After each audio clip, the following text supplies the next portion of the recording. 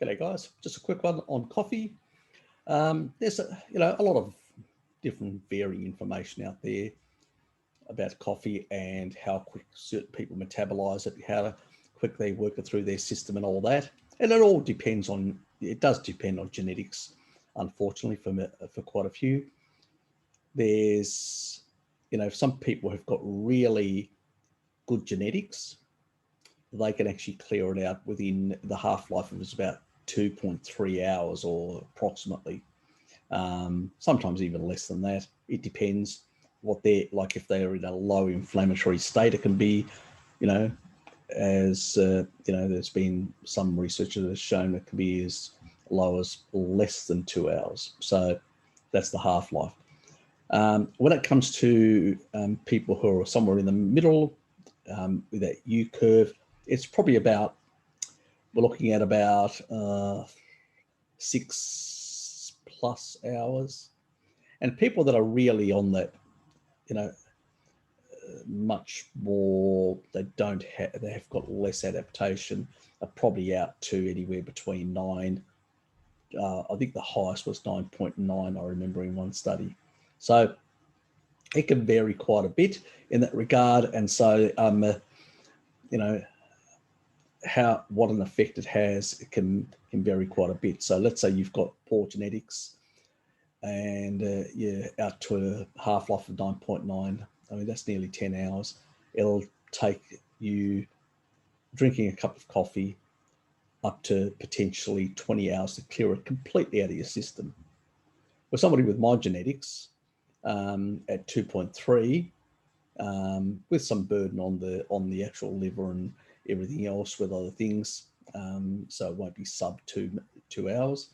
It can take up to about 5 hours at max, 4 hours, 4.5 hours at the least to basically clear out of the system completely. So you can actually understand somebody that basically has a cup of coffee. I usually, my latest sometimes about 5 o'clock, and maybe 6 sometimes. 4 hours later, we're talking about 12. It's already cleared out of the system. So you can actually see it will have less of an effect on my sleep quality or sleep. Now, let me just share this screen. That's the main SNP, single nucleotide polymorphism. And this is basically it. People that basically have these alleles are much faster metabolizers of coffee. So either those who drink some coffee and smoke, or those basically who consume heavy consumers of coffee. So they're fast metabolizers, which basically means that they get it out of their system much faster. So characterized by higher enzyme activity in the presence of an inducer like smoking or heavy coffee. So, having a couple of double shots and then you got this gene, pretty much clear it out of your system fairly fast. So that's the benefit of that. There's my genetics. There's this one, which is the AE of that one. And just pointing that out. So it will detox much faster, but there are a couple of other advantages. I mean, women that actually have the C, the normal, they tend to basically have smaller breasts. And there is an association that the C is more protective against breast cancer because you've got less growth. Now, that's an association. So we need to take that with a grain of salt. There's another one here that compared to this in this group, that consuming coffee was actually beneficial. And it actually meant that if you had the AA alleles and you had the sort of genetics, the actual BRCA type genes, potentially, though I suspect that's what they mean. you're more susceptible basically later on in life to get it rather than earlier in life. So these are associations, remember, guys. So let's not read too much for them. The key take-home message of this is basically that if you've got these genes, you'll clear it out of your system much faster. That's basically the key. The other stuff is associational, so take it with a grain of salt. There are other multifactorial factors that are actually at play, and so we can't read too much into that associational data. But that this enzyme actually works faster, that's quite clear. There's been mechanistic studies that actually show that quite clearly, that if you've got these genes, you basically can upregulate the enzyme involved that gets transcripted by these genes to metabolize in the liver much faster caffeine and get it out of your system. So the other stuff is associational in nature, so let's not read too much into it and let's not panic too much.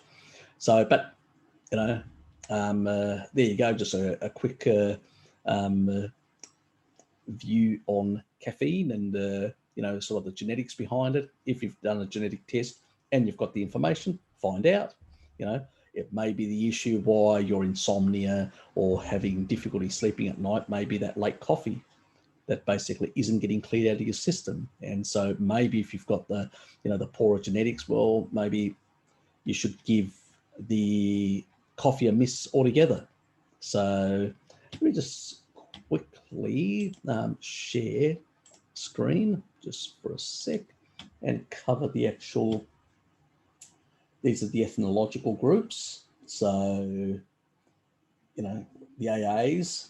So you've got up here Europeans about 53%. Those who do much poorer is about 9% of Northern Europeans that have much more difficulty in the coffee affects them more. Han Chinese is about nearly 11%, Japanese about 16%, so Nigerians 19%. Those with African American descent 7%.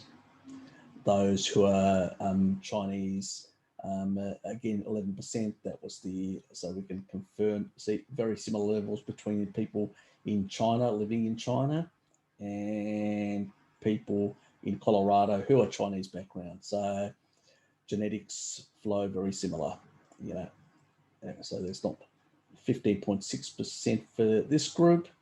Maybe they're breeding with other people potentially, who knows? Maybe from another region of China potentially. Indians, North American Indians of this particular tribal group, Gujarati Indians. I don't know much about them, but they have a 23%. So if you've got genetics of that sort, you're 23% likely to have a less ability to detox caffeine. Then this group in Kenya, 25%, even higher. 12.1% Mexican ancestry, and Maasai 23.1. They're pretty high as well in that group. And Southern Europeans are about 13.7. So, yeah, which it was surprising actually that that the Northern Europeans had better numbers in that regard. So yeah, there you go. You'd think Italians would be consuming more coffee, that it would have better, but they don't necessarily. So, well, that's in Tuscany, one group that tends to be a mountainous area. Maybe they had less exposure historically. I don't know. Who knows? It's just interesting, that sort of stuff. Just to give you an idea, that's background information. If you're part of one of those ethnic groups, then it gives you a bit of an understanding of what potentially. But if not, just ignore it. The key thing is, if you've got a genetic test, take a look and see whether coffee agrees with you, or it's something that you should rarely put in your mouth. See yous.